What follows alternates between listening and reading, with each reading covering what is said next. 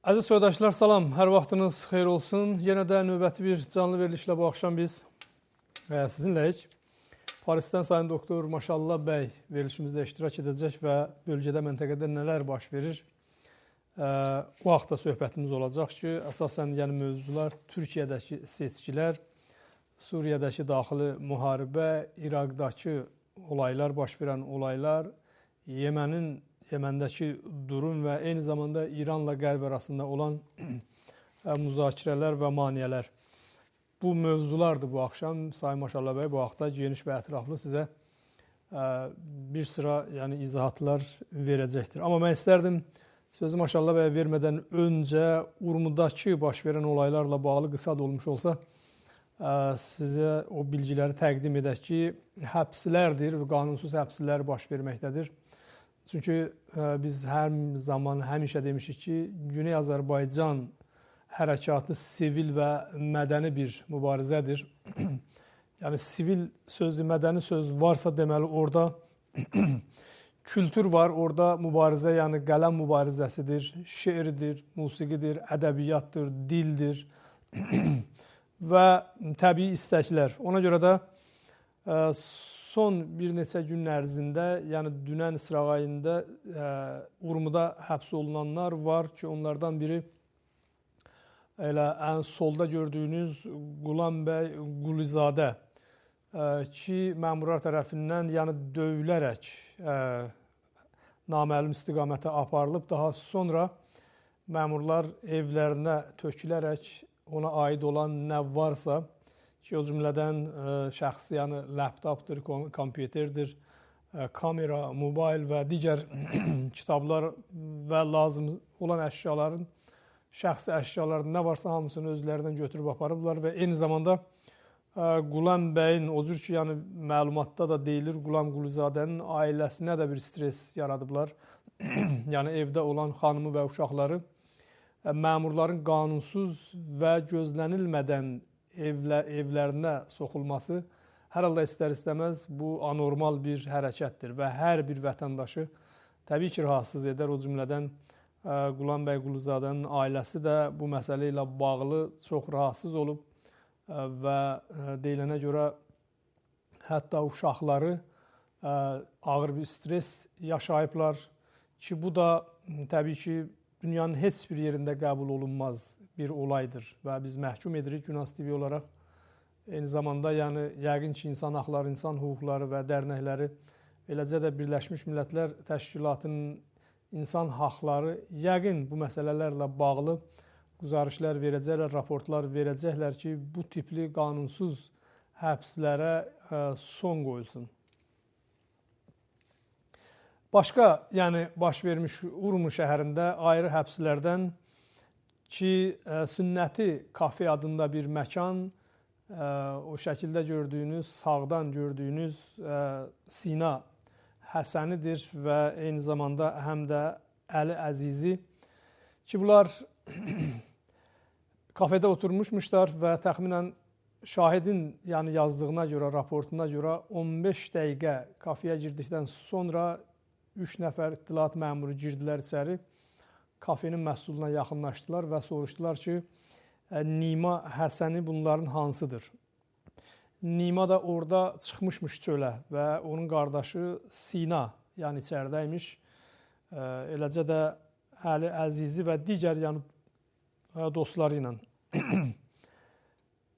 Məmurlar təzədən gəlir, yaxınlaşır və şəkildə gördüyünüz bu şəxsə, Siniya və soruşur ki, Sina Həsəni sizsiz? O da deyir ki, bəli və həman qandallayırlar və zorla sürüyə aparanda bu da qışqırır ki, bəs siz kimsiz? Bir kart təqdim edin, bir özü kimlik göstərin ki, bilim məni kim aparır, hara aparır?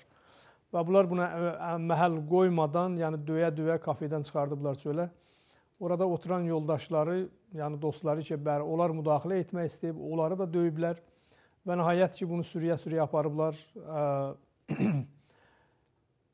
Maşına qoyublar maşına. Daha sonra ki, onlar əlbəttə gediblər, gedəndən təxminən 5-10 dəqiqə sonra ki, bunlar əsasən axtardığı adam Nima olub, Nima Həsəni, Sina Həsənin qardaşı. və beləliklə də bunlar təkrar, yəni Nima qayıdıb o kafeyə qaydanda deyiblər ki, durum belədir, vəziyyət belədir, qardaşını da apardılar, dostların da buradan getdi, səni axtarırlar, getkinən. O da nəhayət ki, yəni o kafenin ətrafından uzaqlaşıb və evlərinə zəng vurub. Evlərinə telefon açanda anasına zəng eləyib və anası ona danışıq zamanı Nima başa düşüb ki, məmurlar onların evlərindədir.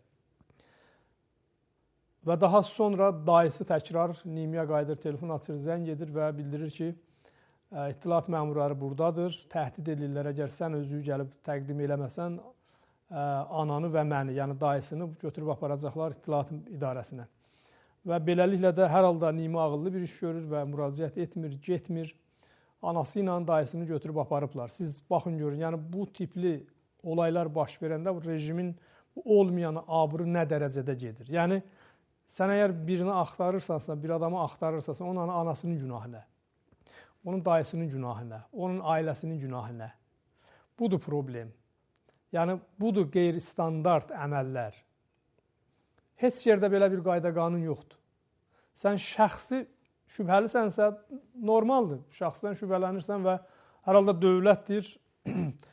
Yəni, əslində qanunsuz bir işdir. Amma tutalım ki, məsələn, bir əllərində bir bəlgələr var, bir şübhələr var, aparıb bu şübhələri ayırt eləmək istəyirlər. Axtardığınız adamı tapın, onu tutun. Sən onun anası ilə nə işin var? Niyə onun sabahları anası, hər halda qadındır, filandır, o hücumdan, o evə soxulmaqdan qanunsuz, icazəsiz evi təftiş eləmək və bu iki qardaşa, yəni Nimə ilə Sinə Həsəniyə aid evdə nə varsa götürüb aparılması, evi dağıtması və ananın özünü, yəni İttilaat idarəsində sürüyə aparması bu bir anada stres yaratmaz, onun yəni sağlamlığında mənfi təsir qoymaz, 100% qoyacaq. Yəni kimdir bunlara cavabdeh? Bunlar bu qədər özbaşınalıq, yəni bu ayaq tutub yeriyir bu ölkədə, məmləkətdə. Ona görə mən keçən dəfə verilişlərin birində söhbətimdə dedim ki, artıq bu zülm həddinə çatıb. Yəni İran aşıb, nə varsa o xətlər, filanlar ki adlandırırıq, hamısını aşıb keçib. Onun üçün, yəni, heç bir əsası olmadan bir gənclərə, onların ailələrinə bu qədər əziyyət vermək, bu qədər əzab vermək, yəni, qayda qanuna sığmayan dedim bir əməldir. Nəhayət ki, yəni, daha sonra Nimaya ayrı bir dostları zəng eləyir, deyir ki, İttilaat məmurları qara Peugeot və Səmənd maşınları ilə yenidən o kafeyə gəlirlər və orada səni gözləyəcəklər, səni axtarırlar, o kafanın dörəbərinə getməklə və yəni bizim də bildiyimizə görə, yəni bu günə qədər aldığımız bilgilərə əsasən Nima əmni bir yerdə hər halda gizlənmək məcburiyyətində olub və beləliklə də bu məsələ tək onunla bitmir və daha sonra bunlar hücum edirlər Əta Kəriminin evinə. Əta Kərimi bilirsiniz ki, yəni digər bu şəkildə ekranda gördüyünüz bizim soydaşlarımız kimi dəfələrlə həbs olunan, tutulan şəxslərdəndir. Yəni elə Qulan bəy Quluzadə özü bilirsiniz ki, 92-ci ildə təxminən 35 nəfər ki, həbs eləmişdilər. Onların sırasında olan, daxilində olan soydaşımızdır ki, Xordad ayının 17-sində təkrar yenə də, yəni dünənlər yenə də təkrar həbs olundu və Əta Kərimi də ki, onun da evində nə var, bütün əşyaları, nəyi var, hamısını özləri ilə aparıblar və yəqin xatırlayırsınız ki, bu voleybol olayında Tehranda Urmu və Tehranın timi ilə olan oyunun gedişatında ki, hücum elədilər stadyuma və nə qədər orada Urmu voleybol tərəfdarlarını döydülər. Bir də Əta Kərimidir döyülən və ziyanı. Yəni biz bütün bunların videolarını da sizə göstərmişik. Yəni xəbəriniz var. Ondan öncə də dəfələrlə həbs olunan bir soydaşımızdır. Yəni bu həbslər biz və millət olaraq, yəni cəmaət hesab elədi ki, ölkənin Cumhurbaşqanı bölgəyə səfər elədi, Şərqi Azərbaycana. İndi bəlkə bir sıra tapşırıqlar verə oradakı məmurlara, oradakı özbaşına, yəni məmurlara ki, bu qanunsuz döyülmələri, həbsləri, işgəncələri dayandırasınız. Amma görünür o qaydandan sonra bu məsələ daha da geniş bir şəkildə davam etməkdədir. Yəni bunlar təbii ki, bizim həbs elədikləri soydaşlara heç bir şey edə bilməyəcəklər, heç bir vəcihlə. Yəni onlara hər hansı bir xəsarət də yetirənməzlər. Uzaqbaşı o döyə bilərlər, nə bilim şişəncə verə bilərlər. Amma sonda yəni buraxmaq məcburiyyətindədirlər. Yəni bunlar nə peşindədirlər, bu çox maraqlıdır. Özləri göz qabağında, fəaliyyətləri Facebookda göz qabağında açıq, aydın. Yəni gizli bir şey də yox. Və onların fəaliyyətinin hər hansı bir qanunsuz bir fəaliyyətləri də yox. Bəyəm şeir yazmaq, nə bilim Urmu gölündən yazmaq, dildən yazmaq bu suçdur. Yəni gülünc bir məsələdir təbii ki. Ona görə də sadəcə bunlar bu şiddətli, yəni həbslərlə filanla istəyir ki, millətin gözünü qorxusun və bəlkə indi bilmirəm nə planları var, amma hər nədirsə çox gülüncidir. Yəni çox o ittilaat məmurları yəni o qədər zəifdirlər ki, siz təsəvvür eləyin ki, bir oğulu tutmaq üçün onun anasını həbs eləyirlər. Yəni bundan zəif bir orqan harda tapa bilərsiniz? Bundan zəif bir quruluş, bir sistem harda rast gələ bilərsiniz? Kimi dünyanın harasında bir oğula görə anasını tutub həbs eləyirlər, aparırlar? Yəni bu biabırçılıq deyil, təbii ki biabırçılıqdır. Yəni bu milləti təkan verməz, təbii ki təkan verər. Çünki orada o bölgədə hər halda bizim yaşadığımız bölgə o məntəqənin həssasiyyətini nəzərə alaraq, dini inancılarını nəzərə alaraq və hətta irqlarını belə nəzərə alaraq ki, daha çox bu namus məsələsində ki, arvaddır, anadır, filandır, vətəndir, bunlar ən əsas namus hesab olunur bir kişi üçün. Yəni buna o millət necə dözə bilər, bu maraqlıdır. Biz əminik ki, yəni dözə bilməz, qəbul eləyə bilməz. Ki, bir gənci axtarıb tapmaq üçün onun anasını sən aparıb həbs eləyəsən və anasının evinə girəsən. Və yaxud, məsələn, Qulam Quluzadəni onu həm həbs eləyəsən, həm də gəlib ailəsinə ki, xanım və qızlardan ibarətdir, girəsən evin içinə və orada milləti qorxuzasan, millətin canına qorxu salasan. Yəni, bu nə tipli yanaşmadır, bu çox maraqlıdır. Əgər sən düz adamsan, elə Qulam Quluzadənin özünün də əlindən yapış, elə qandalla, özünü də götür, gətir və özünün yanında gəlcinən nəyin götürürsən, götür. Axı, götürüb nə tapacaqsan, aparıb nə tapacaqsan. O nə iş görür, nə fəaliyyət eləyir ki, sən orada nəsə ciddi bir nələrsə axtarıb tapasan. Ona görə də yəni bunlar ya həqiqətən də Urmiyanın ittilatı bekarçılıqdır, kasatçılıqdır, plan doldurmaq istəyirlər və ya da ki, yəni həqiqətən də bu əməlləri ilə elə həm dünyanı, həm də o milləti özlərinə güldürürlər. Çünki bu elə məsələdir ki, indi artıq bu Urmu şəhərinin çərçivəsində qalan olaylar deyil. İndi hər yerdə, balaca bir kətdə də nə baş versə, bu dünyaya yayılır. Bütün dünya bilir. Yəni, bugün əgər Cunas TV vasitəsilə səslənirsə, bu o deməkdir ki, yəni bu həm raport olaraq gedəcək Birləşmiş Millətlər Təşkilatına bunların əməlləri, Əhməd Şəhidin və digərlərinin quzarışına, yəni illik raportunda düşəcək və bir ləhkə kimi qalacaq İranın alnında. Və o məmurlar ki, özbaşınalıq eləyir. Onlar təsəvvür etməsin. Yəni, bu, mən təkrarçılığa yol vermək istəmirəm, amma təsəvvür etməsinlər ki, bunların əməlləri, etdikləri elə belə yəni, göz yumulacaq və qulaq ardına vurulacaq, elə belə qalacaq. Yox, qətiyyən. Və əzəldən bu günə qədər nə cinayət törədiblərsə, indi ağır yüngül cinayətlər hamısının qarşısında cavabdehdirlər. Bu adamlar ki, ittilatda olub bu əməlləri törədib, bugün pensionerdir və yaxud baznişəsdir. Bunlar hesab eləməsinlər ki, onlar öz görəvini, məmuriyyətini bitirib və yaddan çıxıb hər şey gedib. Yox. Elə bir şey qətiyyən, yəni gözünüzdən, belə fikrinizdən keçirməyin. Hamınız cavabdehsiz. Hər tək-təkiniz əməllərinizə cavabdehsiz. Və bu zaman da yavaş-yavaş yaxınlaşır, bu zaman da gəlir. Belə ki, gedir, Yəni o quruluş da o cür ki görünür davam gətirə bilməyəcək. Yəni bu quruluş təməli laxlayıb, silkələnib laxlayıb. Hər halda bir qədər görünür zamana ehtiyacı var və zaman içində bütün bunların hamısı həll olacaq. Qərar deyir, hər bir rejim elə inqilabla aradan geçsin. Və bəzən rejimlər elə sıradan çıxır ki, bir də ayılıb görürlər ki, hər şeyi əllərindən veriblər. Ondan sonra yavaş-yavaş zəifləyəndən sonra bunları o məhşər ayağına gətirirlər. Və bu zaman gələcək. Bu zaman həmin Səid İmami dördü ki, Xaməneyinin sağ əli idi və nələr, hansı cinayətlər ölkədə törətdi. Necə oldu, getdi özünü intihar elədi. Daha doğrusu, yəni intihar yox. İntihar ki eləməz, onlarda o cürət yoxdur. Yəni.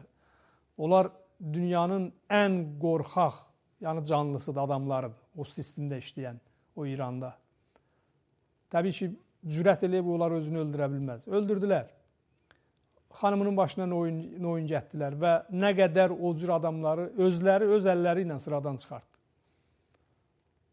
Bu, ona görə uzun müddətli o sistemə giriblərsə, uzun müddətli, yəni istədikləri formada davrana bilməzlər, davam eləyə bilməzlər. Bunların da zamanı gələcək, bunların da vaxtı gələcək. Yavaş-yavaş yəni sıra çatacaq və o gün də yaxınlaşmaqdadır. Onun üçün ən yaxşısı yəni qanunsuz yerə Azərbaycana dəyməmək, Azərbaycan balalarını, gəncilərini əziyyət etməmək. Yəni bu Azərbaycan nə Əhvazdır, Azərbaycan nə Bəluçistandır, Azərbaycan nə də ki Gürcüstandır. Yəni o həddə çatdırarsız, necə 2500 illik bir sülaləni yox dedi və məhv elədi və elə təxminən yaşı 30-35 il olan bir dövləti sıradan çıxartmaq su içim kimi bir şeydir. Azərbaycan üçün. Azərbaycan bunu edər. Yəni zaman gələrsə, vaxt gələrsə edər. Bir ölkənin, məmləkətin əgər Cumhurbaşqanına qırmızı kart göstərirlərsə, ki dünyanın heç yerində belə bir şey, yəni analogu olmayan bir olaydı, bir hərəkət idi. Bir məmləkətin, bir Cumhurbaşqanının şüarının arxasında yəni məsxərə, onu məsxərə edə biləcək bir şüarlar verərlərsə, ki Azərbaycan oyaqdır, gözləyir ki, millət desin inqilaba dayaqdır və deyir ki, traktora dayaqdır. Yəni millətə dayaqdır. Traktor bugün hər halda milli bir məsələdir, öz millətinə yəni dayaqdır. Yəni bir Cumhurbaşqanını bu cür yola salmaq, təbii ki, millət də gözləmir, gedə otura Tehranda, fərmanlar verə ki, bəli, bu düzəni filanı göndərin Azərbaycana, avad eləyin, filan eləyin, milləti ilə işiniz yoxdur, azadlıq verin, rifahları ilə məşğul olun filan. Təbii ki, yox, təbii ki, silah göndərəcək, sursat göndərəcək, məmur göndərəcək, fişar gətirin, əzün, dağıdın. Amma bunların hamısı, bunlar zahirən elə bilirlər ki, xidmət edirlər rejimə. Bunlar rejimə xidmət eləmir. Bunlar o yolla, bu hərəkətlə o müxaliflərin sayını kəskin şəkildə çoxaldır. O kinçidurəti ən necə deyirlər, pik bir həddə çatdırır. Yəni bu dözülməz. Azərbaycan bugün dözülməz bir vəziyyətdədir. Sadəcə bir şərait gözlənilir. O şərait nə zaman qabağa gələcək, onu millət bilir, onu və zaman həll edir. Ona görə də biz kəsinliklə son 2 gün ərzində həbs olan bizim soydaşlarımızın, Urm şəhərində həbs olan soydaşlarımızı tezliklə azadlığa buraxılmasını tələb edirik və ailələrindən, millətimizdən üzr istəməlidirlər bu əməlləri, bu cinayətləri törədənlər. Eləcə də Sina və Nima Həsəninin anasını və dayısını azadlığa buraxmalıdırlar. Qanunsuz, yəni həbsidir və tövsiyə edərdik ki, Nima Həsəni də əgər bugünə qədər həbsi olunmayıbsa, qətiyyən yəni orqana müraciət etməsin. Çünki hamı bilir, hər kəs bilir ki, bunlar bəhanə dalayacaqdır, pərvəndəsazı eləsinlər və s. Yəni, onun üçün bu hər halda məhkumdur. Yəni, İranın bu əməli, İttilaat məmurunun öz başına əməli məhkumdur. Mən indi isə hər halda əgər bu soydaşlarımızın durumu ilə bağlı yeni bir gəlişmələr olsa, xəbərlər olsa, biz mütləq sizə çatdıracağıq. Əgər bu deyilən xəbərlərdə hər hansı bir yanlışlıqlar olsa, biz çox istərdik ki, bizə yazsınlar.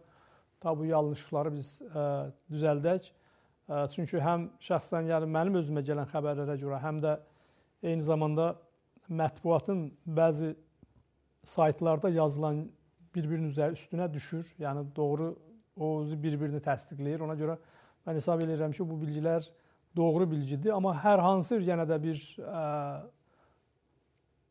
çatışmayan bir nəsə olsa məmnuniyyətlə biz yenidən bu məsələ ilə bağlı açıqlama verməyə hazırıq. Bugünkü mövzuya qaydırıq və Parisdən Sayın Doktor Maşallah bəy Rəzmi bizim bugünkü verilişin qonağıdır. Elə bu başda mən təşəkkür edirəm. Maşallah bəy, çox xoş gördük, çox təşəkkürlər. Verilişimizdə iştirak edirsiniz. Buyurun. Salamlaşın bizim Salam Cavad bəy, mən fürsətdən istifadə edirəm həmvətənlərimizə, Günazın tamaşaçılarına və tamam milli fəallarımıza da buradan salam arz edirəm və ümidvaram ki, bugünkü söhbətimiz onlar üçün də müfid olsun. Sağ olun, mən təşəkkür edirəm sizə. Elə ilk Türkiyədəki dünənki, yəni seçkilərdən başlayaq Maşallah bəy. Bu məsələ sanıram ki, yəni bizim üçün də çox-çox önəmlidir. Bölgə üçün, məntəqə üçün də önəmlidir və Türkiyə üçün də çox önəmlidir. Hər halda 13-14 illik Erdoğan hakimiyyətinin demək olar ki, o taxtının payələri laxladı. Yəni biz deməzdik ki, tamamilə yəni sıradan çıxdı, yox. Yəni o özbaşınalıq, o diktaturanın bərpası və özünə kaxt düzəltmək, istədiyi formada anayasanı dəyişdirmək, Atatürkə həqarət, Atatürkün qurduğu cümhuriyyətə həqarət filan. Yəni bunların hamısını demək olar ki, bu neçə illər ərzində üzərində çalışdılar ta bunlar belə bir vəziyyət gəldi qabağa. Mən bir nümunə də göstərmək istərdim Atatürk ilə bağlı. Məsələn, burada bir Fəthullah Gülen ocağı var, Amerika, Chicago'da. Burada baxarsan, Atatürkdən başqa hər şəkil görərsən. Yəni bir Türkiyə adına fəaliyyət göstərdilər və Türkiyəni quran, o cümhuriyyəti quran və Türkiyə millətinə qürur verən bir şəxsiyyət eyni ona bənzəyir ki, məsələn, Azərbaycanda 1918-ci ildən Azərbaycan Cümhuriyyətindən danışırsan, amma Rəsulzadədən söhbət eləmirsən. Burada da belə və soruşanda deyəndə ki, Atatürkün burada şəkili hardadır? Var, əlinə yapışır, aparır, bir dənə balaca bir otaq, qarandıq, toz, torpaq basmış, bir dənə Atatürkün şəklinin asıblar ora deyir, görürsünüz burada, yəni onun da şəkli buradadır. Məsələyə, yəni Erdoğan hakimiyyəti də fərq eləməz. Bu Fəthullah Erdoğan son zaman aralarında ixtilaf olsa da, amma bunlar eyni bərabər başladılar. Yəni bu cümhuriyyəti, Atatürkü təhqir eləmək üçün bircə addım atdılar və beləliklə də Türkiyəni belə bir vəziyyətə gətirdilər, çıxartdılar. İndi yəni seçkilər oldu, yenə də əksəriyyəti təbii ki, AKP qazandı. Amma artıq yəni onların o qazandığı o rəy o həddə deyil ki, məsələn, müstəqil bir şəkildə parlamenda nə istəyirlər, əməl eləyirlər, hansı qanun istəyirlər, dəyişərlər və eyni zamanda həm də təbii ki, yeni bir olay baş verdi. Bəlkə Türkiyə Atatürkün qurduğu Türkiyə Cümhuriyyətində ki, Kürdlərin beləliklə də yəni məclisə bir partiya olaraq daxil olmaları bu da təbii ki, yeni bir olaydır. İndi məmnuniyyətlə sizdən eşitmək istərdik ki, bu seçkinin, Maşallah bəy, təsiri nələr olacaq və Türkiyədə nələr baş verəcək? Aya Erdoğan koalisyon bir hökumət hər hansı bir, məsələn, CHP ilə, MHP ilə ki, bunlar da yəni AKP-dən sonra CHP təxminən 26%, 16-17% təxminən MHP-dir və 13% də həman ADP, səhv etmirəmsə, Kürd yəni təşkilatıdır. Bu durum necə olacaq? Türkiyə hansı tərəfə gedəcək? Yəni məmnuniyyətlə eşitmək istərdik. Bəli, Cavad bəy, Türkiyə məntəqədə bir qüdrətli iqtisadi ləhazdan bir paya və tarixi ləhazdan Xavarmiyanı məntəqəsində böyük bir ölkədir. Onun daxili təsirləri, onun xarici siyasətinin dəyişməsinə müncər olur və o eləyə bilir məntəqədə olan, bəlkə dünyadakı hadisələrdə ciddi əsər qoysun. Buna görə də bir həftədir tamam dünya mətbuatı Türkiyənin seçkilərin izləyirdilər və tamam o daxili Türkiyədən sondajlar, o nəzərxahlıqlar ki olmuşdu, onlara istinad eləyər, pişbinlik eləyirdilər ki, burada bir sanksiya səs verməsi olacaq. Yəni bir tənbihi rəy verəcəklər Erdoğana. Elə o cür ki pişbinlik olmuşdu, vaqiyyətdə də oldu. 2 il bundan qabaqki intihabata görə AKP ya Ədalət və Tosya partisi ki, Erdoğanın əsli partisidir, hökuməti idarə eləyir. O 108 aşağı gəldi, etibarı gəldi aşağıya və seçkilərdə də 2 milyon 700 min nəfər 2 il bundan qabaq ona rəy verənlərdən tedadı azaldı. Yəni 2 milyon 54 milyon cəmən seçkilərdə iştirak edən var idi. Keçən yıl Erdoğanın partiyası xüsusən Riyasət Cümhuri intihabatında zatında da o 22 milyona yaxın rəy gətirmişdi. 21 milyon 700 min rəy gətirmişdi. Bu dəfə 18 min xurdaya rəy gətiribdi və o babətdən 2 milyon 700 min rəy azalıbdı və böyük bir narizəçiliğin nişan verir ki, onun hizbindən orada tapılıbdı.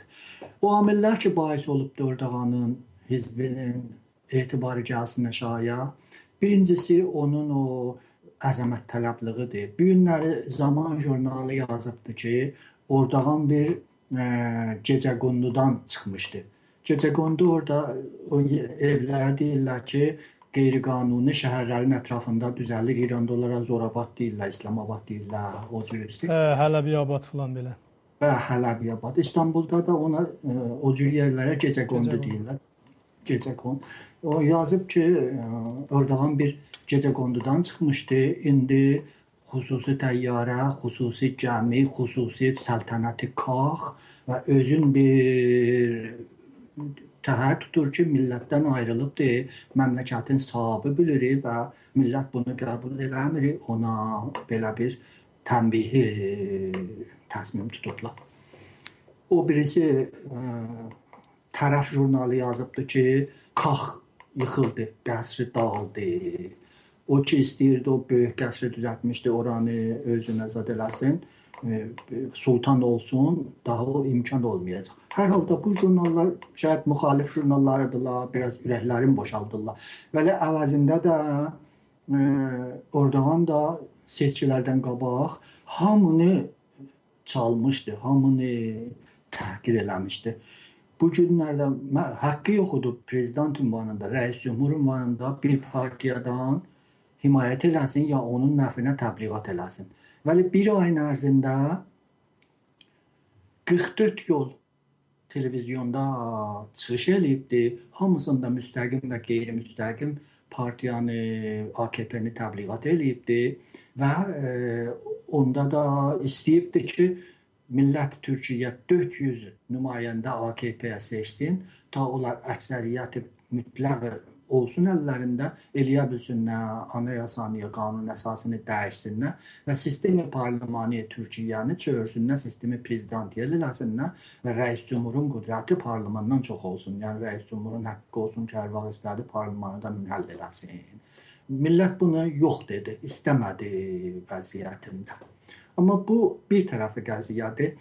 Əgər 13 ildə AKP iş üstə durubdu, təbiidir ki, əvvəldə bunların iqtisadi bərnamələri, müvəffəqiyyətləri çox bir amil idi, ta millət bunlardan himayət eləsin. Cəmiyyətin ümumiyyətdə vəziyyəti yaxşılaşıbdır. Düzdür ki, kasıblarla dövlətlilərin fasiləsi artıb. Amma kasıblar da 10 il, 12 il bundan qabağa nisbət vəziyyətləri yaxşılaşıbdır. Bunda kasıbların vəziyyəti bir 100-10 yaxşılaşıbdır, dövlətlilərin sərvəti 100 çoxalıbdır. Ona görə kasıblarla o dövlətlilərin fasilələri də artıbdır. Bu iqtisadi fəaliyyətlər, iqtisadi müvəffəqiyyətlər onun intixabatlar da, tamam intixabatlarda da müvəffəqiyyətin təzmin eləyirdi.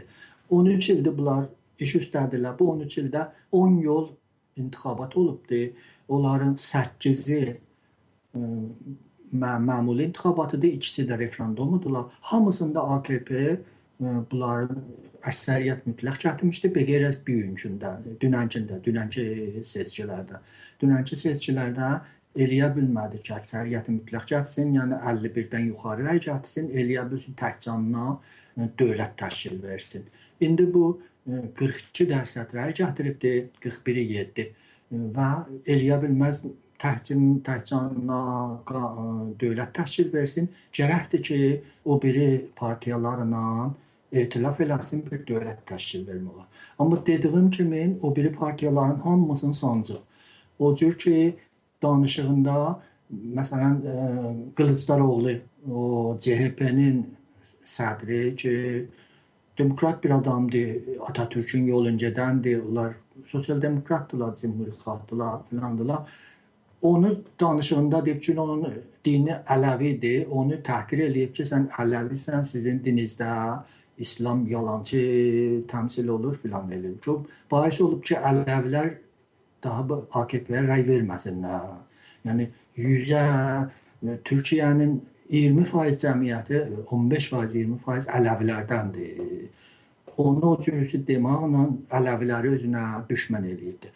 O biri tərəfdən, o biri qrupları hər kəs bundan müxalifət eləyirdi. Hamısının qangister ünvanında, 6 qangisterlər ad gətirir televizyon danışıqlarında. Belə bir şey bahis olubdur ki, indi bu etilaf məsələsində də çətin olacaqdır.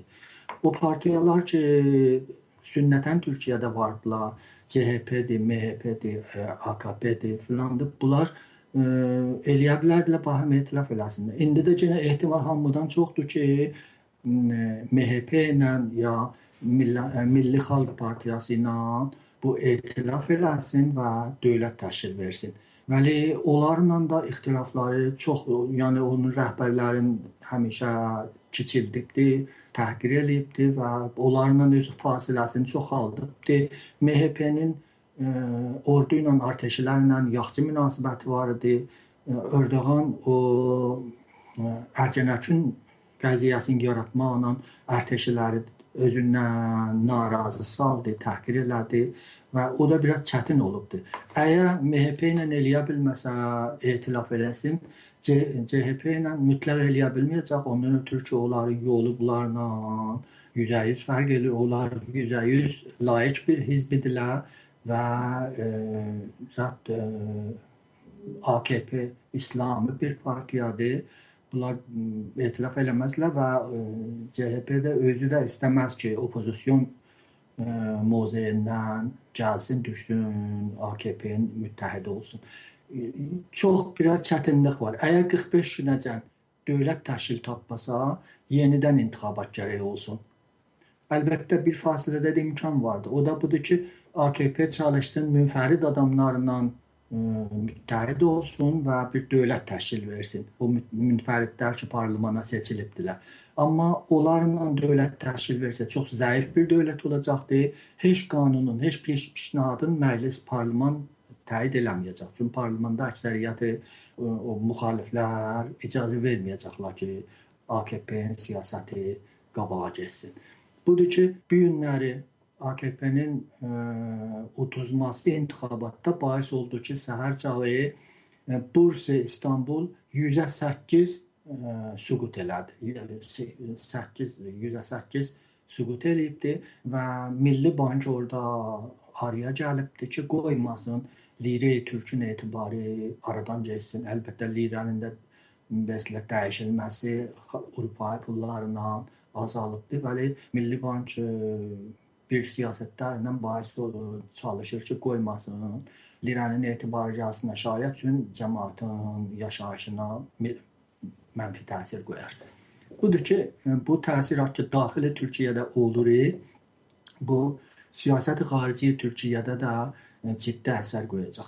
Nə cür olurdu? Əgər MHP ilə etilaf eləsə AKP, Türk millətlərin xeyrin olacaq. Çünki MHP əsli siyasətlərindən biri dünyanın hər yerindəki türk millətləri var. Xüsusən elə qonşu ölkələrdə, Cənubi Azərbaycan kimi yerdə, ya məsələn İraqda türkmənlər, Suriyada türkmənlər, ya ayrı yerlərdə o türklər ki, qeyri-türk millətlərin əsarəti altındadırlar. Həmişə onlardan himayət eləyibdi, həmişə onlara dayaq olubdu.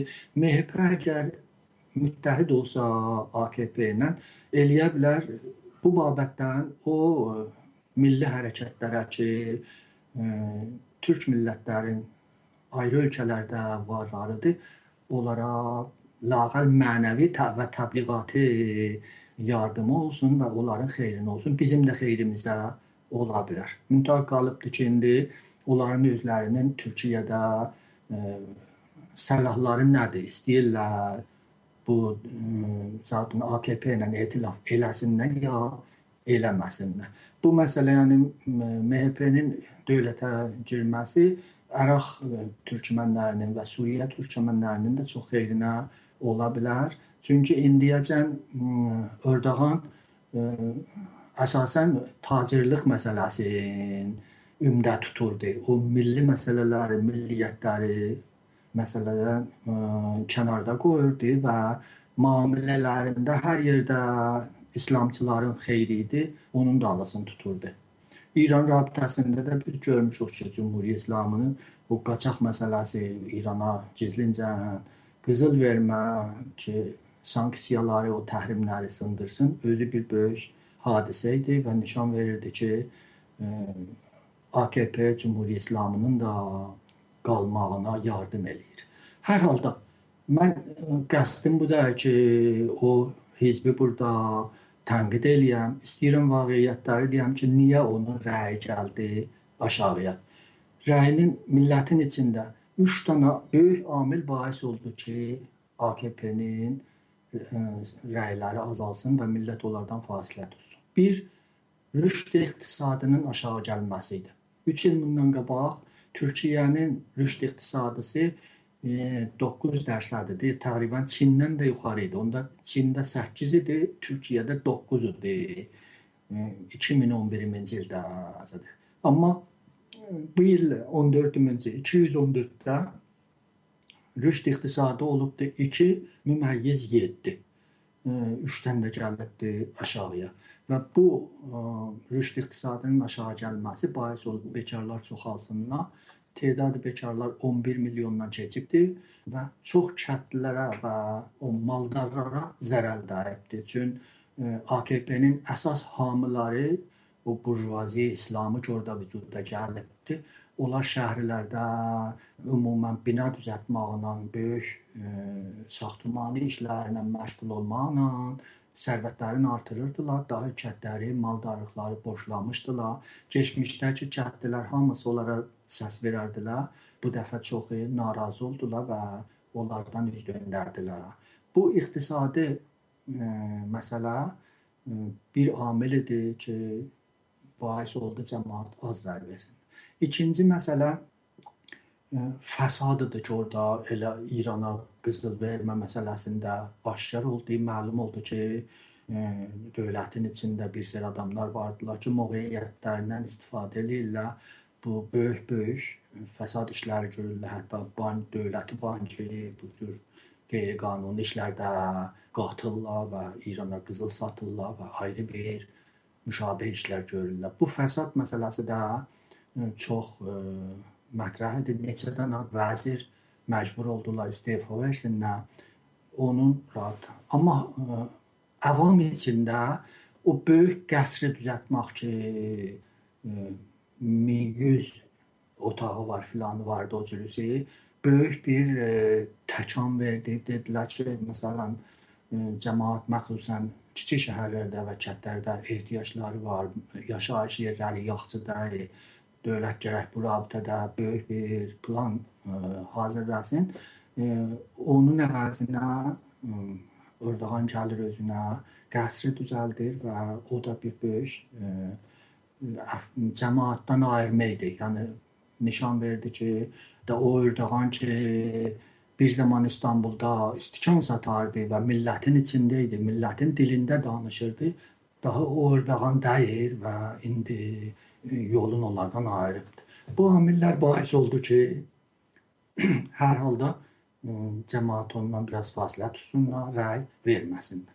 Müxalif partiyalar təəssüflə həm MHP və həm CHP eləyə bilmədilər bu ümumi narizəçilikdən bəhrəbərdarlıq eləsinlər və öz zatların, hamıların artırsınlar. Onların təqribən tədadı rəyləri və nümayəndələri ilə keçmiş dövrlərdən qalıbdır. Bir adcana MHP-inki çoxalıbdır. Keçən dəfə 115 idi onun rəyi, bu dəfə 117 olubdur. Tədadı nümayəndələri də 81 olubdur. Biraz çoxalıbdır o babətdən. Vəli CHP eləyənmədi. Çünki Kılıçdaroğlu o cür ki, gərək idi. Eləyə bilmədi təbliğatında o narizəçiliyi öz partiyalarına tərəf cəzb eləsin və rəyləri alsın. Nəhayətdə bu Selahattin Demirtaş ki, cavan bir 42 yaşında bir vəkildir. O eləyə bildi öz partiyası, Xalqlar Demokratik Partiyası adına rəy gətirsin, 13% rəy gətirsin və 79 nəfər nümayəndə məclisə yollasın və ümdə nümayəndələr ki, در واقع AKP'dən ayrılıblar, gəliblər bu partiyanın tərəfinə. Yəni bu partiya özü də əlbəttə Kürdlər səy eləyirlər desinlər Kürdlərin partiyasıdır. Bəli, vaqiətdə budur ki, bu Selahattin Demirtaş 2 il bundan qabaq o Sülhü Demokrasi, Barış və Demokrasi partiyası ki, Kürdlərinki idi və əksər rəhbərləri də PKK-nın keçmiş üzvlərindən idilər. Onlardan ayrıldı və bir növ در واقع Xalqlar Partiyası yaratdı və eləyə bildi bir çoxlu çap qüvvələrin tərəfdarlarını cəzb eləsin üçün özün bir demokrat və çap adam mərifçilik eləyirdi, solçu mərifçilik eləyirdi ki, Türkiyənin azadlığın, abadlığın və başının ucalığını istəyir. İşçilər Partiyası özün mərifçilik eləyirdi və bir sıra iqdamat elədi ki, Türkiyədə yaxçı səs ala bildi.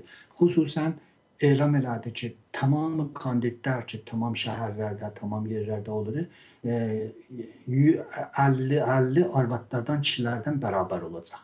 Yəni bir şəhərdə əgər bir kişi kandidat eləyir bu partiya, bir ayrı şəhərdə də onun müqabilində bir qadın zad eləyir. Hətta partiyanın nümayəndələri də düz 50-50 bərabər oldular. Yəni məsulini partiya 50 arvadlardan, 50 kişilərdən. Bu bahis oldu ki, bu cünbüşü zənan der vaqa Türkiyədə o tamam azadlıq istəyən arvadlar, əhəmməz solçu ya qeyri-solçu, hamısı bu partiya təmayül tapsınlar və ona rəy versinlər. Xüsusən bu Demirtaş danışıqlarında çox rəvanşinasi ictimaini nəzərdə tuturdu. Heç kəsə tohin eləmirdi, heç kəsi təhdid eləmirdi. Hamını barışığa, hamını sülhə, hamını birliğə dəvət eləyirdi və bu Türkiyənin müxtəlif nirularını cəlb elədi və Ələvilərin bir çoxu da ona rəy verdilər.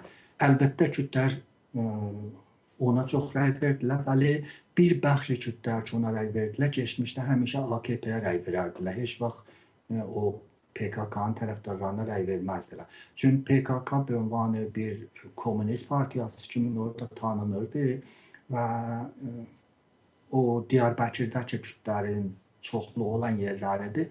Orada məzhəbi və qeyri-çap Kürdlər heç vaxt ona rəy verməzdilər, həmişə AKP-yə rəy verərdilər.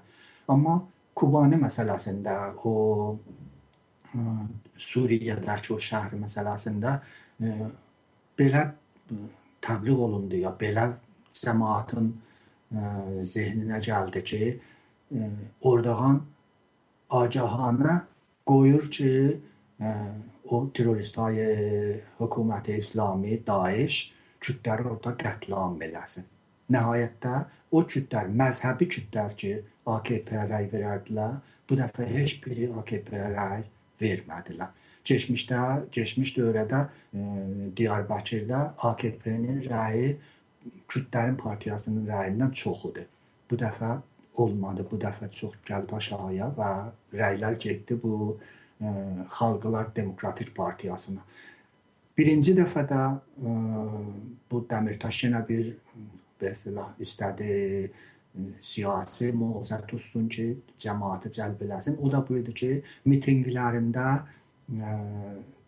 icazə vermədi ki, hamı Kürd pərçəmi götürsün, o zaten Kürdlərin rəhbərinin şəklin əllərində götürsün. Hamıla mitinqlərində Türkiyə bayrağı vardı. Və bu Türkiyə bayraqlarını qovzamaq iddiaları da deyirdi ki, AKP fikir eləyir bəs ki, Türkiyə fəqət elə onuncudur, yox, Türkiyə hamınıncudur. Türkiyədə müxtəlif dinlər, müxtəlif millətlər vardılar, onlar da gərək bərabər hüquq olsunlar. Və o eləyə bildi, tamam o xırda partiyaları, münfərid adamları, qadınları və Kürdləri ki, Erdoğandan Kubani məsələsindən narazı olmuşdular, hamısını cəlb eləsin və eləyə bilsin %13 rəy gətirsin. Və bu böyük bir məsələdir. Çünki keçmişdə Kürd partiyasının da nümayəndəsi var idi məclisdə, 29 dənə nümayəndələri var idi, vəli quruq parlamentləri yox idi. Onların ki, sərasəri rəygirliklərdə %10-dan əskik rəy gətirirdilər. Onlar dövlət imkanatdan və büdcə dövlətdən istifadə edə bilməzdilər. İndiki bu 13% rəy gətiribdir. Həm büdcə dövlətindən o partiyanın idarələşməsinə istifadə edəcək, həm rəsmi qonaqlıqlarda onun rəhbərləri şirkət edəcəklər, xarici siyasətdə və daxili siyasətdə onun rəhbərləri ilə yəqinən məşvərət zəruridir, o biri partiyaların rəhbərləri ilə bahəm və bir seri etibar gətirirlər ki, keçmişdə belə bir zat yox idi. Bu vəziyyət küllidir ki, Türkiyədə qabağa gəlibdir və xüsusən Erdoğanın özü də bir ünvanı məsul bu şikəst mərifçiliği olunur. Burada Avropada jurnallarda yazırlar ki, bu intixabat bir dənə referendumudur Erdoğanın özünün moridində və bu referendum onu rədd elədi. Nəhayətən məntəqədəki siyasətləri ki, Türkiyənin var idi, Erdoğanın Misri rabitəsində o bir növ inadlı siyasəti ki, həmvarə deyir ki, gərək elə Mersi qeydə dubarədən rəis cümhur olan Əl-Sisini pisləyir, həmişə onu töhmətləndirir. Ya ayrı rabitədir. Məsələn, Türkiyə ilə İsrailin münasibətini tirələşdirməkdə, bunlar məntəqəyə siyasətlərində də Türkiyəni bir miqdar müzəvə elədi və ümid var ki, bu taza hökumət ki qurulacaq, yəqinən koalisyon ya etilafı bir hökumət yaransa müsbətdir. Amma Türkiyədə keçmişdə etilafı hökumətlər olublar və bir növ bisibati siyasi vücuda gətirirlər. Məlum deyil, mümkündür 45 günəcənəyə eləyə bilməsələr dövlət təşkil versinlər, qanun əsasının üzündən gərəkdir ki, yenidən intixabat olunsun və zahirdən Türkiyədə də cəmaət əlaqəmən dəyillə dubarədən bu intixabatda şirkət eləsinlər, çünki fikir eləyirlər ki, AKP istəyir çıxallıq eləsin, utuzubdur, istəyir dubarədən gəlsin meydana. Cavad bəy, bu rabitədə söhbət çox-çoxdur, vəli... Bəli, əlbəttə, mən istədim bəzi həssas yerlərə toxunaq. Yəni, o cümlədən indiki hal-hazırda AKP, yəni o tam əksəriyyəti ki, əldən verib, yəni müstəqil özü bir hökumət təşkil verə bilməyəcək. Ona görə bunun bu üç digər partiyalar ki var, HDP, CHP və MHP, bunların hansı ilə koalisyon təşkil vermək şansı var? Ümumiyyətlə, yəni bunlar ki, bu neçə il ərzində xüsusən Erdoğandan boğaza yığıblar və hətta mən Dövlət Bahçalının, MHP-nin liderinin çıxışına baxdım, yəni hətta təhqir elədi. Onun ünvanına çox təhqiramiz ifadələr işlətdi və bildirdi ki, artıq o və onun ətrafının vaxtı zamanı gəlib. Yəni bunlar vaxt çatıb ki, yəni onlar artıq o qüdrətdən keçsinlər. Ona görə bəllidir ki, təbii ki, o cür ki görünür. Yəni MHP-nin və CHP-nin Erdoğan hökuməti ilə, Erdoğan dövləti ilə arası bir koalisiya təşkil verməsi, yəni mən demirəm olmaz. Yəni biraz real görünmür. Qalır bir dənə Kürdlərinki və Kürdlər də bu başdan açıq elan elədilər ki, biz yəni Erdoğanla hər hansı bir həmkarçılıq etməyəcəyik. O Dəmirtaş bayaq siz işarə elədi, Selahattin Dəmirtaşın açıqlamasında bu ifadə var. Buna görə yəni bu mümkündür, hər hansı bir bu partiyaların AKP ilə koalisyon təşkil verməsi və yaxud aya bu digər 3 yəni partiyalar ki var AKP-dən başqa, bunlar bir yerdə koalisyon təşkil verib, yəni əksəriyyəti ələ ala bilərlər. Belə bir qanun var. Mən bilmirəm dəqiq, ona görə soruşuram. Bu seçki yəni sistemi hər halda zətdə bilirsiniz, çox mürəkkəbdir biraz Türkiyədə. Ona görə bu necə ola bilər? Bunlar eləyə bilərlər. Bu əksəriyyətlə məsələn qayda qanun dəyişələr və yaxud onların dəyişdiyi qanunları ləğv eləyələr. Hər hansı bir yəni gücə malik olalar. Və əlbəttə o qanun tamam dünyada belədir ki, o hizbi ki, bərəndə intiqabatı olunur, hamıdan çox rəy gətirir, onun haqqı vardır dövlət təşkil versin. Və çün tedadı kifayət eləmir ki, öz əzasından bu dövləti təşkil versin. Haqqı vardır ki, o biri partiyalarla etilaf eləyib və bir dövlət təşkil versin. O birisilər ki, aşağıdır rəyləri, mümkündür məcmuəsinin rəyi bundan çox olsun ki, və çoxdur da vəziyyət. Məcmu çoxdur. Qanun vəli icazə vermir ki, onlar ki, əqəlliyyət partiyalardılar, gəlsinlər dövlət təşkil etsin. Bəlkə o ki, bərəndə intiqabatdır, bu vaqiyyətdə olan hamısından çox rəy gətiribdir. 42% rəy gətiribdir. Keçən il 51% rəy gətirmişdi, indi 42%. 8-7 azalıbdır da mövqeyiyyəti. Ona görə bu haqq budur ki, onlar dövlət təşkil versinlər. Onlar dövlət təşkil verməyə indi qalıbdır ki, məsləhətinə. Bəzi məmləkətlərdə o məsləhətin milli olan biləxərə qanun əsasının himayət edənləri var, məmləkətin siyasət xaricisini təyin edənlərin müşəxəs nəqşləri var, filanları var. Hətta mümkündür bəzi müxalif partiyalar da bir-birlərindən bir nəticə yetişsinlər ki, otursunlar bir yerdə ta məmləkət böhrana düçar olmasın, bisibati siyasi iqtisadi olmasın. Əgər bu vəziyyət beləliklə idamə tapsa, elə bu 45 gün ki, bila təkliflik olacaqdır, dövlət təşkil verincə, o özü bir dünya iqtisadiyyatı Türkiyəyə lətmə vuracaq. Kəmançı edirəm ki, bu günləri 8% elə həmin əndazə ki, araya AKP gəlib şaya Bursa, İstanbulda süqut elədi. Bunlar xətərnaşdırlar ya belə bir vəziyyətdə idamə tapsa. Mən özüm şəxsi əlaqəm budur ki, MHP ilə etilaf eləsinlər bir dövrəyə güzar. Ta bu dövrəyə güzarda CHP və MHP qüdrətlənsinlər və gələn intiqabat eləyə bilsinlər, AKP-ni əqəlliyyətə salsınlar vəziyyətində. Bəli, hər hal onların mənafe milliləri və özlərinin təcrübə siyasiləri təyin eləyir ki, nə cür olsun.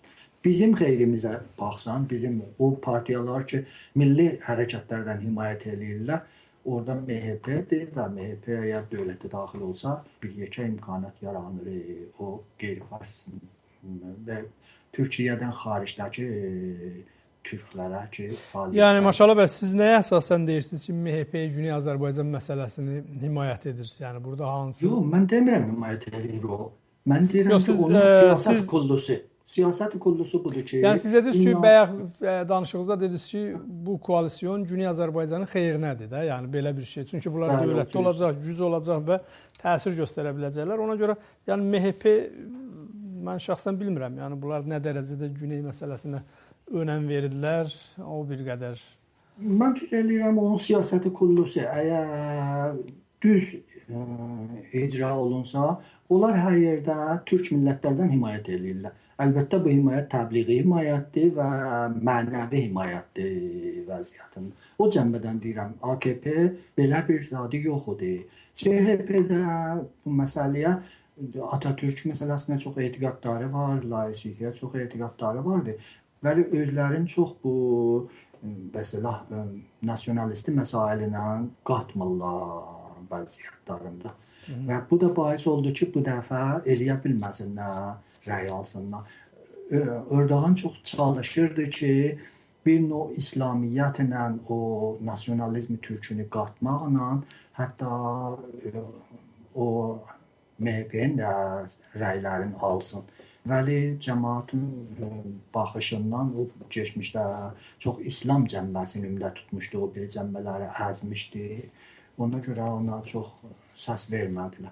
Hər halda mümkündür də ayrı bir təslimlər olsun. Mənim ərziyablığım budur. Şayət də məsələn düz olmasın. Burada Türkiyədə yaşayan həmvətənlərimiz şayət məndən artıq bu məsələni bilir. Mən fəqət bir dənə meyar üstə deyirəm. O da budur ki, MHP əsasda tamam milli hərəkətlərdən, Türkiyədən xaricdə yaşayan türklərin hərəkətlərindən mənəvi surətdə himayət edirdi, onlara dəstək verirdi.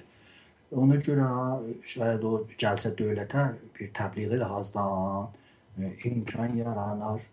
Yox, yəni bu realdır, belə bir şeylər var, görünür, bu baş tuta bilər, o mühümdür. Yəni bunu təəssüflə Erdoğan tamam körpüləri yıxıbdı. Bir vəziyyət yaradıbdı ki, hamını bir ünvanı oyuncaq, hamını bir ünvanı gangster, hamını bir ünvanı ki, dildədirlər, əməldə deyirlər. Hər yerdə elə həm Erdoğan özü, həm də Davutoğlu danışıqlarında deyirdilər ki, onlar danışırlar, biz əməl eləyirik. Biz körpü düzəldirik, biz tünel düzəldirik, biz caddə yaradırıq, biz belə deyirik, elə deyirik, fırıqqa təyyarə meydanı yaradırıq, tünel qazırıq, belə bir vəsiyyətləri, amma onlar ancaq tənqid eləyirlər, danışırlar. Təbiidir ki, qüdrət dövlət onların əlində idi və iqdamatı ümranında ki, dövlət əncam verəydi. Və bir illətə ki, bu dəfə AKP-yə dərvağa cəmaat az rey verdi. Görürdülər ki, o imkanatı dövlətidən partiya təbliğatı istifadə eləyir. Dərvağa eyni Cümhuri İslamı vəziyyətində ki, məmləkəti özlərindən ki bilirlər və deyirlər ki, tamam imkanatı dövlət İslamlıların əlində olsun və qeyri-İslamlıların haqqı yoxdur bu imkanatdan istifadə eləsinlər. Belə bir şeylər var idi. Hər halda görək indi gələn həftələrdə nə cür nişan verəcəkdir. Hər halda MHP ilə bir qədər, maşallah, MHP ilə real görünmür, o anlam. Bilmirəm, hər halda siyasətdən baş açmaq olmur. İnsanlardan da baş açılmır. Amma Dövlət Bahçeli məsələn durdu televizyon vasitəsilə ən kiçik sözü Erdoğana bu idi ki, hər halda məmləkətin Cumhurbaşqanı dedi, sən şərəfsizsən. Yəni sabahlar bu gedib şərəfsizlə koalisyon hökuməti qurmaq istəsə, ona rəy verənlər deməz ki, bəs dünən sən necə şərəfsiz adamla bir yerdəsən? Bilmirəm də, bunu görürəm. Mən də bu cür şeyləri, mütənaqid şeyləri görmüşəm. Əlbəttə Türkiyədə bunu tünd bir-birləri danışıqlar moddadır, bəli. Məsələ münazirələr parlamentdə da görürsən vuruşurlar bir-birləri ilə, gahdan da sözünə qane eləyənməyəndə yumruğuna düşürlər bir-birlərinin canına.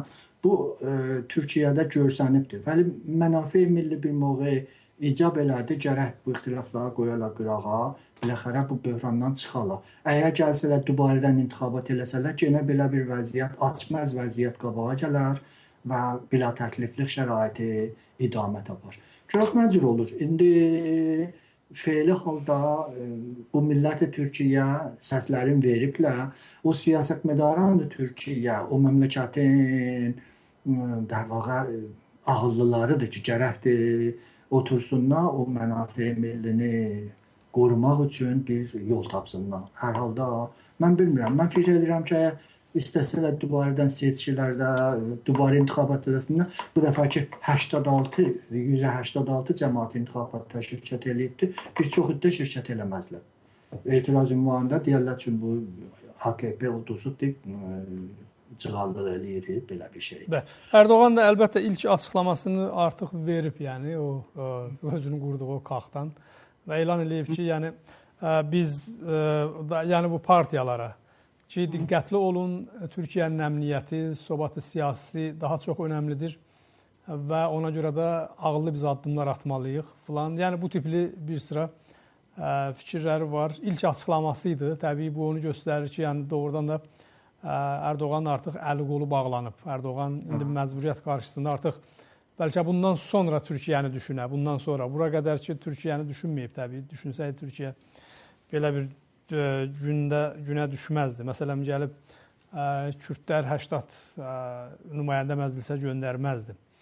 Ona görə də əlbəttə indi buna bu əmanəti rəy də deyirlər. Yəni xüsusən məsələn deyilənə görə İstanbul məsələn İstanbuldan Kürdlər daha çox rəy aparıb. Halbuki İstanbul hamı bilir ki, yəni elə bir türklərin o sıx yaşadığı bir yerdir. Kürdlər orada olsa da, yəni mühacir kimi orada yığılıblar, toplanıb. Amma o səsi təbii ki, Kürdlərin səsi ola bilməz. İstanbuldan bu qədər qazanmaları. Buna deyirlər əmanətli səs. Yəni Ərdoğanı yıxmaq üçün səsini, bəli, səsini məsələn türklər gətirib Kürdlərə səs verib. Bunun anlamı yəni bundan ibarətdir ki, və o bayraq ki, siz işarə elədiniz ki, artıq Selahattin Demirtaş da elan etmişdi. Bunlar PKK bayrağı ilə yox, Türk bayrağı ilə gəlməlidirlər falan. Amma qalib gələndən sonra və təbii ki, o zatlarda, bütün o Kürdnüşün şəhərlərdə və İstanbulun öz göbəyində belə sinələrindəki, yaxalarındakı o şəkillər Abdullah Öcalan və PKK bayraqları ilə filanları ilə bunlar gəldilər. Beləliklə də orada cəşn tuturdular bunu. Yəni bu və mən bununla görə deyirəm ki, Kürdlərin bu günləri məclisə məsələn 80 nümayəndə göndərmələri, yəni bu 12-13% ilə qazanmaları Türkiyə üçün bir təhlükə ola bilər. Gələcəkdə Türkiyəni təhlükəyə sürükləyə bilər bu. Mən o 80 nümayəndəni Kürd nümayəndəsi görmürəm. Kürdlər çox çalışırlar ki, bunu Kürd desinlər vəziyyəti. İstanbul siz işarə edən kimi Kürdlər orada əqəlliyyətdirlər bir Hər halda HDP adına, onların partisi adınadır bu. Bəli. Amma İstanbulda 3 il bundan qabaq bir hadisə yüz verdi, o Qazi Parkının məsələsi. O rabitədə Ərdoğan mütəəssifanə bir qələt siyasət qabağa apardı və o hərəkəti birrəhmanə surətdə sərkub elədi. در nəticə İstanbul şəhərində o təbəqə-i mütəvəssit, o modern adamlar, o demokrat adamlar hamısı AKP-dən üz göndərdilər. Bu dəfə Selahattin Demirtaşın elə zirəhli orada idi ki, onların da hizbi oldu. Onların dərvaqa bir dənə də cərəyan yaranıbdı ki, elə Qazidə məhəlləsinin o etirazlarından təşkil tapdı. Onlar da bunun etilafında idilər, buna rəy veribdilər. İstanbuldan intiqab olanlar Kürt deyirlər. İntiqab orada hər halda qeyri-Kürt də var. Məsələn, Mersin şəhərində bu partiyanın nümayəndəsi ki seçilibdi. Keçən dövrə AKP-nin nümayəndəsi idi. O Ələvi bir adamdı vəziyyətində. Bunların hamısı Kürt deyirlər. Əlbəttə siz deyən kimi Kürdlər əksəriyyətdir o 80 nəfərin içində öz adlarına götürürlər. Mən fikir eləmirəm. Onlar da ki gəliblə bu partiya rəy veribdilər. Qəbul eləyirlər ki, bu partiya onların məsələn başlarını qatıbdır, siyasəti Kürdünü onlara qeyri-Kürdü surətində yedirdib, gətiribdir meydana. Yəni o millət vəkillərinin içində qeyri-Kürdlər də var. Bəli, qeyri-Kürdlər vardılar. Deyirəm, ad gətirirəm, deyirəm, Mersin şəhərinin nümayəndəsi keçən dövrə AKP-nin nümayəndəsi idi və bu cür adamlar az deyil onların içində. Və Selahattin Demirtaş da bir iddianı gəldi, orada kandid elədi ta bunu bəslah qabaqki o sülh, barış və demokrasi partiyası ki, əsasən PKK-nın vitrini qanunusu hesab olunurdu. Ondan ayrıldı, onu yıxdı vəziyyətində. Ona görə bu səy eləyir ki, bir beynabeyni, bir orta yolu götürsün o rabitədə. Əlbəttə, təkid eləyir ki, mən o barış prosesin davam etdirəcəm və axır intixabatdan sonradakı danışığında bir dənə kafedə danışıbdı ki, İstanbulda. Orada deyir ki, Onlar ki, özlərini Türkiyənin sahibi bilirdilər, onlar utuzdular. Vəli Türkiyədə tamam azadlıq istəyənlər, tamam demokratlar, tamam bərabərlik istəyənlər bərəndə oldular. O cür bizə də heç kəs təhqir eləməyibdi, vəli eyni zamanda da mən fikir eləmirəm ki, ona qoşulanlar, o münfəridlər ki, onun partiyasının adına fəaliyyət eləyiblər, onların rəyini alıblar, qəbul eləsinlər ki, gəlsinlər, kütlərin oyuncaq olsunlar. Bunu da diqqət eləmək də lazımdır, əlbəttə, çünki beynəlmiləli siyasətlərdə kütlərdən himayət eləyirlər və səy eləyirlər bu məsələni kütlərin xeyrinə qutarsınlar. Amma Türkiyədə millət demokratik bir şəraitdə seçkilər əncam verib. 93 ildir Cümhuriyyət yaranıb Türkiyədə və bir balıq olub bezlər. Demokrasi orada daha səğir deyib, kəbir olubdur. Görürsən, hamı qəbul eləyirlər ki, bu intihabatda heç bir saxtakarlıq, heç bir təqəllüb olmayıbdır. Azadlıqla cəmaat rəy veriblər və bu cür seçiblər. AKP özü də qəbul edir, Davutoğlu özü də qəbul eləyir ki, cəmaat azaddılar və belə rəy veribdilər və hamı gərək bu rəyi qəbul eləsin, baş əysin ona vəziyyətdir. Bəli. Bəli, təşəkkürlər. Qısa bir ara alaq Maşallah bəy. Sonra biz növbəti çalışacağıq ki, yəni qısa da olmuş olsa bu qeyd etdiyimiz mövzular haqqında bu axşam biz həmvətənlərimizə bilgi sizin vasitənizlə təqdim edək aradan sonra.